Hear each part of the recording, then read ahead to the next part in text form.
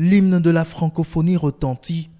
Les citoyens francophones de différents pays peuvent se réunir à nouveau au Bénin pour une nouvelle édition du mois de la francophonie.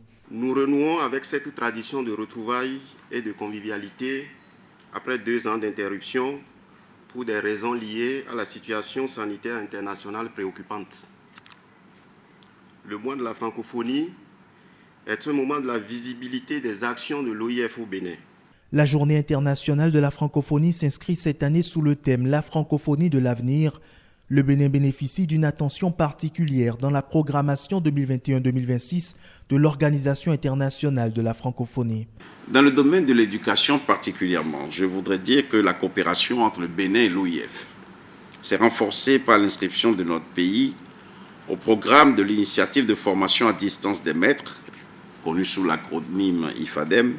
Je me réjouis par ailleurs de l'entrée en 2021 d'un représentant du Bénin au sein du comité de pilotage de l'Institut de la francophonie pour l'éducation et la formation, l'IFEF.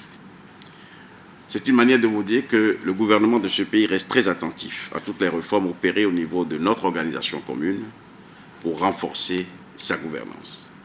La secrétaire générale nous a parlé de la francophonie décomplexée sur la scène mondiale, de la langue française qu'il faut reconnecter avec la jeunesse et avec l'avenir de la jeunesse, et d'un certain pouvoir d'action de la francophonie.